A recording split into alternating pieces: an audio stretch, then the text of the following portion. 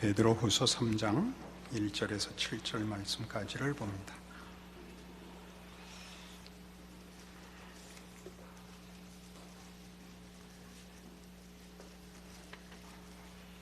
사랑하는 자들아, 내가 이제 이 둘째 편지를 너희에게 쓰노니 이 두 편지로 너희의 진실한 마음을 일깨워 생각나게 하여 곧 거룩한 선지자들이 예언한 말씀과 주 대신 구주께서 너희의 사도들로 말미암아 명하신 것을 기억하게 하려 하노라. 먼저 이것을 알지니 말세에 조롱하는 자들이 와서 자기의 정력을 따라 행하며 조롱하여 이르되 주께서 강림하신다는 약속이 어디 있느냐? 조상들이 잔후로부터 만물이 처음 창조될 때와 같이 그냥 있다 하니 이는 하늘이 옛적부터 있는 것과 땅이 물에서 나와 물로 성립된 것도 하나님의 말씀으로 된 것을 그들이 일부러 잊으려 함이로다. 이로 말미암아 그때의 세상은 물이 넘침으로 멸망하였으되 이제 하늘과 땅은 그 동일한 말씀으로 불사르기 위하여 보호하신 바 되어 경건하지 아니한 사람들의 심판과 멸망의 날까지 보존하여 두신 것이니라. 우리는 지금 성경이 말하는 종말에 관하여, 최후의 심판에 관하여 생각하고 있습니다. 종말이 있다, 하나님이 심판하신다 하는 것은 우리 기독교 신자들에게 있어서는 하나님이 천지를 창조하셨다, 예수님이 우리를 구원하러 사람의 몸으로 이 땅에 오셨고 우리를 위하여 십자가를 지셨다 하는 것과 똑같이 중요한 우리의 믿음의 뿌리들입니다. 가장 근간이 되는 기독교 신앙의 뼈대들입니다. 그러나 우리는 이 일들을 이렇게 주장하고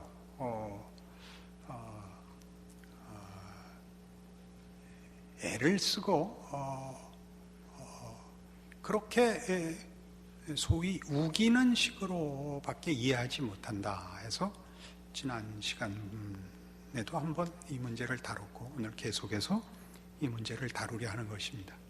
종말이란 하나님께서 인간과 역사와 세상에 대하여 하나님이 주도권을 가지시고 그의 능력과 그의 의로우심과 선하심과 신실하심으로 그의 뜻을 이루시는 결국이라, 그렇게 말씀을 드렸습니다.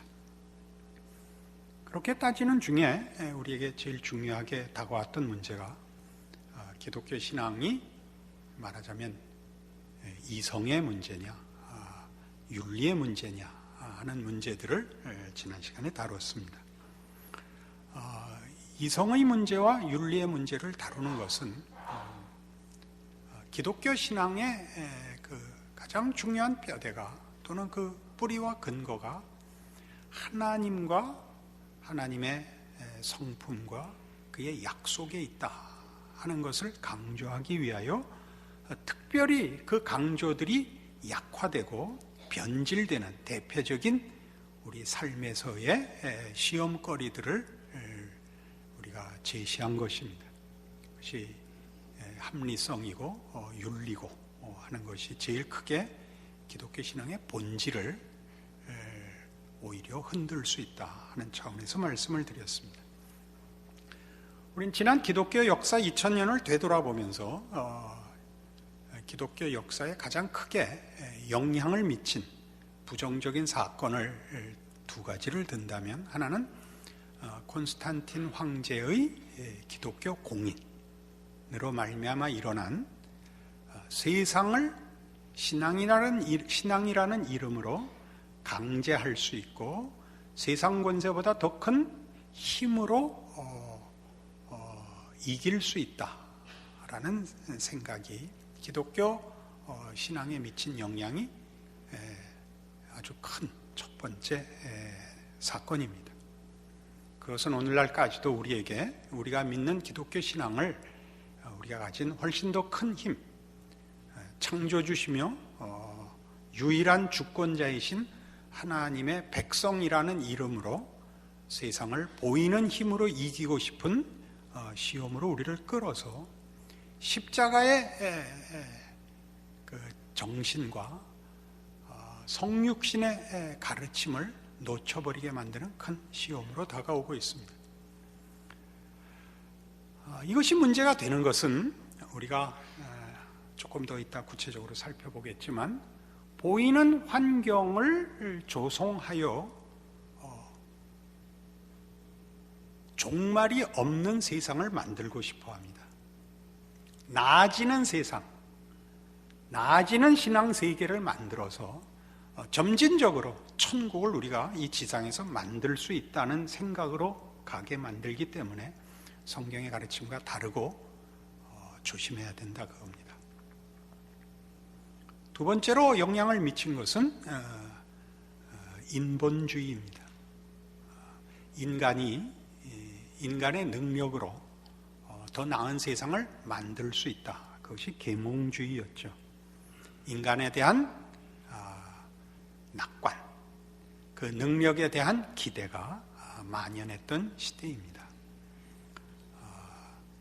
우리가 무지해서 죄를 짓는다고 생각을 했던 시대였습니다. 그러나 그 시대라고 해서 기독교를 무조건 반대한 것이 아니라 이렇게 교묘하게 하나님 없이도 사람들이 천국을 만들어낼 수 있다라고 생각하는 데서 기독교 신앙과 이렇게 그 자리를 같이 할 수 없게 되는 것입니다. 잘 가르치면, 환경을 좋게 하면 인간은 죄를 지지 않는다, 악해지지 않는다, 더 나은 세상을 만들 수 있다, 그렇게 생각을 했었죠. 그러나 인간이 그렇지 않다는 것을 우리가 발견하게 됐습니다. 역사의 증언이죠. 그런데 이 일을 겪는 동안 말하자면 기독교가 신앙이라는 이름으로 세상보다 더 큰 권력을 잡고 세상을 마음대로 주무르고 싶었던 시절에 그때 하나님은 기다리시며 설득하시며 항복을 받아내시는 하나님이 아니라 힘으로 강요하시는 폭군으로 오해됐었습니다. 그래서 심판은 무서운 경고였죠. 우리는 무서워서 예수를 믿어야 했고 지옥 가기 싫어서 예수를 믿어야 하는 부정적이고 가장 무서운 공포와 두려움으로 기독교 신앙을 그런 두려운 힘으로 대해야 했었습니다. 인간의 어떤 존엄성이 이것을 거부했습니다. 그 존엄성은 하나님이 허락하신 인간의 존엄성입니다. 그 존엄성은 뭐냐면 인간은 항복되어야지 힘으로 굴복시킬 수는 없다 하는 존엄성입니다. 그것이 아마 중세를 무너뜨렸을 것입니다. 그래서 이제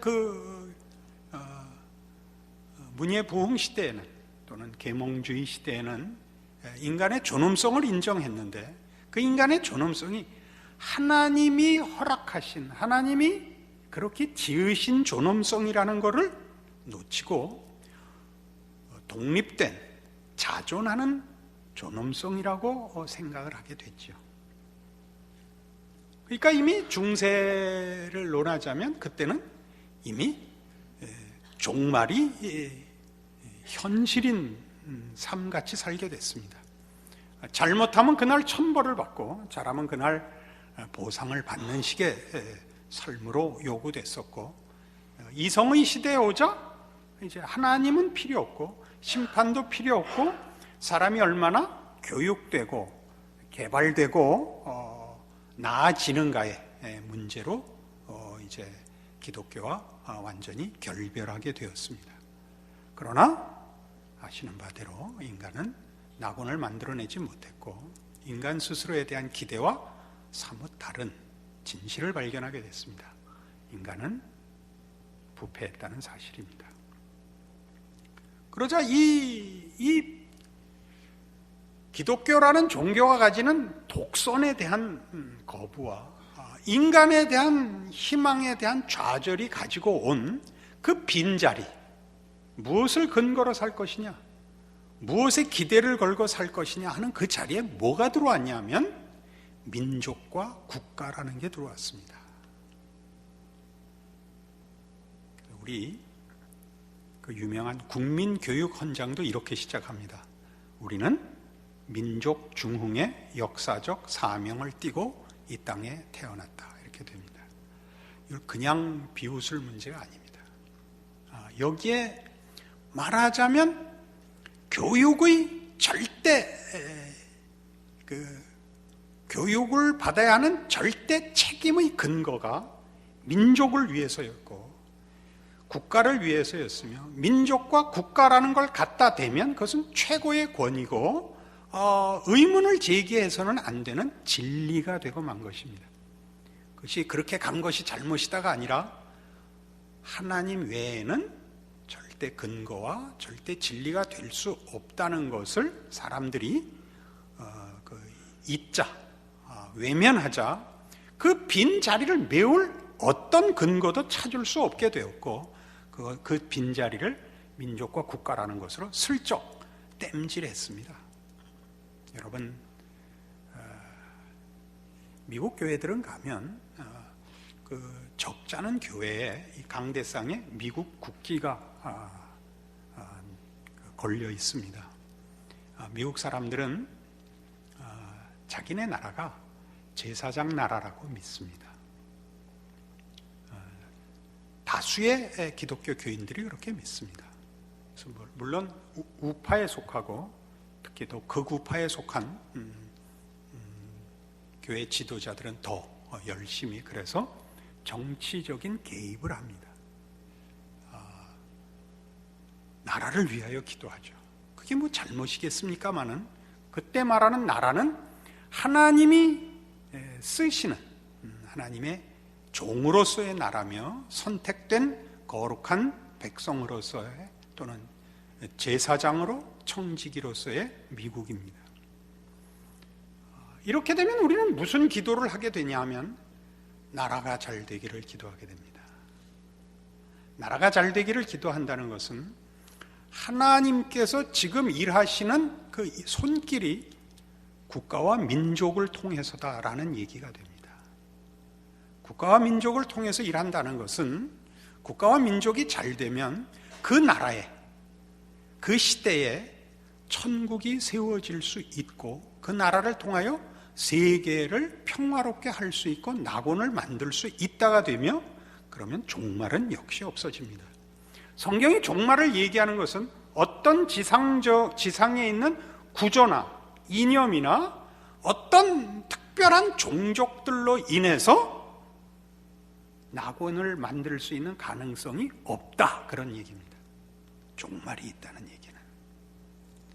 그러니까 종말을 논하게 되면 하나님이 있느냐 없느냐를 함께 생각해야 되고, 하나님이 있다고 얘기를 하려면 하나님이 뜻이 있으시다는 걸 인정하셔야 됩니다.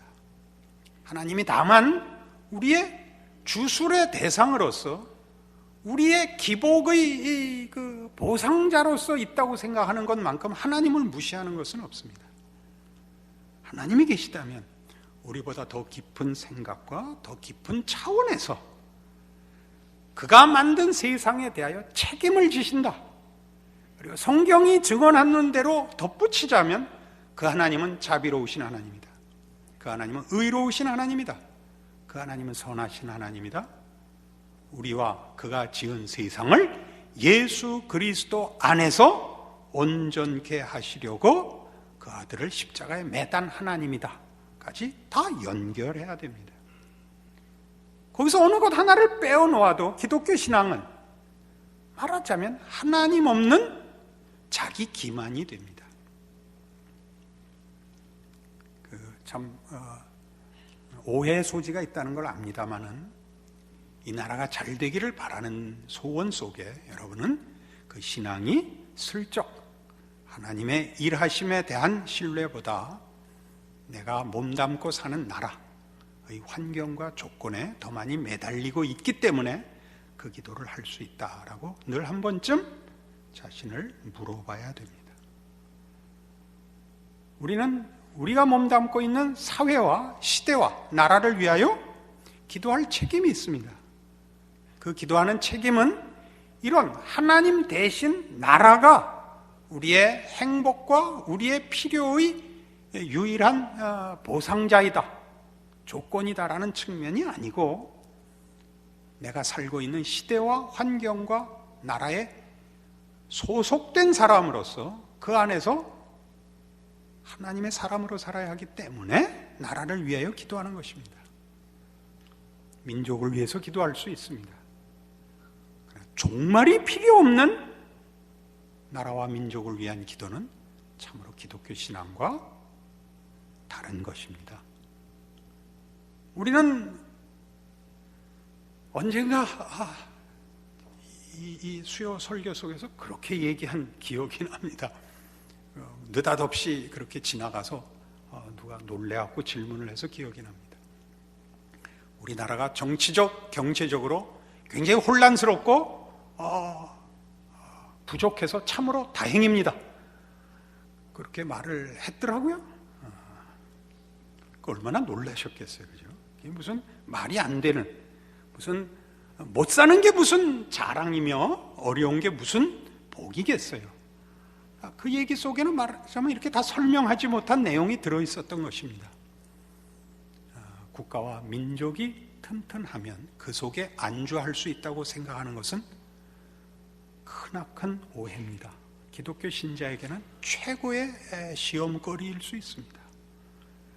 미국 사람들이 자기네 나라가 잘 돼야 전 세계가 평화로울 수 있다고 생각하는 것만큼이나 잘못입니다. 우리 기독교인들이, 한국의 기독교인들이 미국 교회가 정치 권력과 함께 가는 그것을 하나님의 뜻으로, 하나님의 일하심으로, 충성으로 하나님의 나라를 우리가 건설할 수 있는 것으로 생각한다면 그것은 잘못된 것입니다.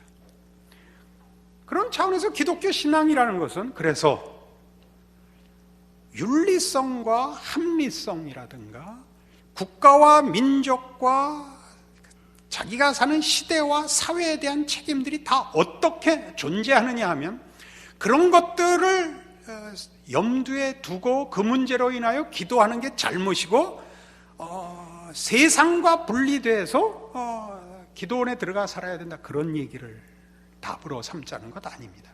성경은 그렇게 얘기하지 않습니다.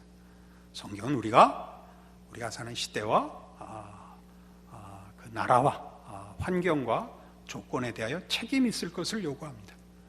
그러나 그 책임을 말하자면, 기독교 신앙으로 돌아와서 얘기를 하자면, 우리는 기독교 신앙이 좋으면 그 사람이 당연히 도덕성을 지녀야 됩니다.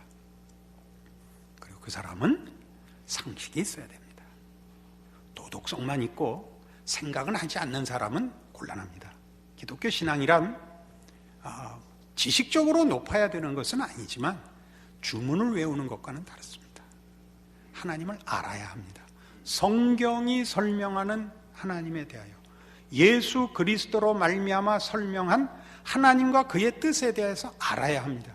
그래서 기독교 신앙의 가장 대표적인 신앙 행위요, 본질을 드러내는 기도를 보십시오. 기도는 모르는 소리를 하지 않습니다. 기도는 설득입니다. 하나님 앞에 설득을 하죠. 하나님, 제가 이런 형편에 있습니다. 하나님의 뜻이 그의 백성들에게 복 주는 것이라고 믿고 알고 있습니다. 그러니까 이 일에 하나님 간섭해 주십시오. 그러나 제 뜻대로 마옵시고 아버지의 뜻대로 하옵소서. 이게 기도입니다. 그렇지 않습니까? 그 뒷부분은 안 하십니까? 앞에 것만 하십니까? 그러니까 우리가 기도를 하면 기도가 주문일 수 없는 것 같이, 저는 신앙으로서 하나님을 알며 하나님의 뜻에 동참하는 순종이 거기에 기본으로 전제되어야 하는 것 같이, 기독교인의 도덕성은, 기독교인의 지성은 하나님의 뜻에 순종하는 인격의 한 표현인 것입니다. 도덕성과 지성으로 기독교가 증명이 되는 것이 아니라 도덕성과 지성을 하나님 앞에 항복시킴으로써 드러나는 순종으로 표현되어야 하는 것입니다. 그러니까 우리가 신앙적으로 좋다고 합시다. 우리가 말하자면 우리 전통적인 좋은 신앙의 본보기로 기도를 열심히 하고 성경을 열심히 읽고 말씀대로 실천하려고 애쓴다고 합시다. 그럼 기독교인의 신앙 행위라는 것은 그 일을 하는 의지가 앞장서지 않습니다. 나의 종교성, 내 종교성이 가지는 진실성이 앞서는 것이 아니라 내가 가지는 모든 인격적인 정성이 하나님의 뜻에 굴복하고 있다는 것이 드러나야 되는 것입니다. 그의 도덕성이 아니라 도덕성으로 하나님 앞에 굴복하는 모습으로 드러나 하나님의 뜻에 순종하는 자라라고 그 사람이 이해되고 스스로 자신을 순종에 굴복시켜야 합니다. 그러나 자칫 잘못하면 우리는 도덕성을 비교하고 열심을 비교하고 진심을 비교하여 그 내용이 가지는 진심, 진정성에 초점을 두고 그 진정성이 무슨 진정성이냐라는 내용에서 벗어날 수 있습니다. 매우 경계해야 됩니다. 무슨 진정성, 무슨 진심. 진심이라는 것은 내용을 설명하는 것 아닙니다. 내용이 갖는 열심과 헌신을 얘기합니다. 그죠? 그러니까 우리가 가진 모든 기독교적인 진심과 열심들은 무슨 내용을 가지고 진심과 열심으로 표현되느냐 할 때 하나님의 하나님 되시는 유일한 권세입니다. 하나님이 유일한 창조주로서 섭리자로서 심판자로서 존재하고 계시다. 그분이 예수 안에서 우리를 부르셨다. 하나님의 백성이 되는 권세를 주시고 우리의 인생을 하나님의 자녀로 살게 하셨다. 그래서 나는 신앙생활을 하노라. 하나님이 내게 그런 큰 복을, 구원을, 보호와 인도를 지금 행하고 계신다. 하나님의 뜻이 이루어지는 그 목적과 그 결과를 향하여 나는 내 인생과 나라는 존재를 바치노라. 이것이 기독교 신앙입니다. 그가 얼마나 열심히 믿느냐, 그가 얼마나 진심을 가졌느냐라고 얘기할 수 있습니다. 무슨 진심, 무슨 진심, 무슨 열정, 무슨이 앞장서야 됩니다. 무슨은 여기서 하나님의 하나님 되심과 그의 약속들입니다. 그것이 없으면 뭐가 없어진다고요? 예수 그리스도의 필요성과 예수 그리스도로 말미암아 알게 되고 이제 뗄 수 없는 관계가 된 구원이라는 그 축복 속에 허락된 하나님과의 관계, 하나님이 제외되고 신앙하는, 열심을 내는, 정성을 쏟아붓는 나라는 존재만 덩그러니 남습니다. 그러면 어떻게 된다고요? 종말이 없어집니다. 우리는 지금 이미 종말을 겪게 됩니다. 누가 더 잘난 사람인가의 심판대 위에 늘 섭니다. 나는 잘난 사람이고 너는 가짜다. 이걸로 끝이 나죠. 다음번에 만나도 결국 그 얘기를 할 것입니다. 지난 한 주간 동안을 내가 얼마나 열심히 있게 살았느냐와 게으르게 산 사람이라는 비유로 나타날 수 있습니다. 그러나 이건 굉장히 미묘한 문제입니다. 그죠? 여러분, 열심 내지 말라는 것도 아니고 도덕성을 가지지 말라는 얘기도 아닙니다. 그 도덕성이 누구 때문에, 누구의 요구 앞에 항복한 도덕성이냐라고 묻는 것입니다. 누구 앞에 항복한 도덕성? 여러분의 신앙심, 여러분의 모든 진심과 눈물 흘리는 감동들이 누구를 만나서 무슨 약속 때문에 나온 눈물이냐 이거죠. 우는 사람이 부각되는 눈물은 안 됩니다. 저 사람은 왜 우는가? 하나님을 만나서 우노라. 그 눈물에 하나님이 등장하지 않고 그 눈물이 하나님을 증거하지 못하는 것일 때 삼가야 됩니다. 삼가야 됩니다. 간증. 하나님이 누구신가를 내가 알았노라. 예수 안에서 알게 됐노라. 예수 없이는 불가능하노라. 예수를 믿는다고 하나님을 모르고 무릎 꿇을 하나님이 없다면 그건 가짜이노라. 이 말을 해야 됩니다. 내가 얼마나 극적으로 하나님을 만나는가. 그 드라마와 그 변화의 폭에 초점을 두는 것은 위험합니다. 무슨 말을 하는지 아시겠죠?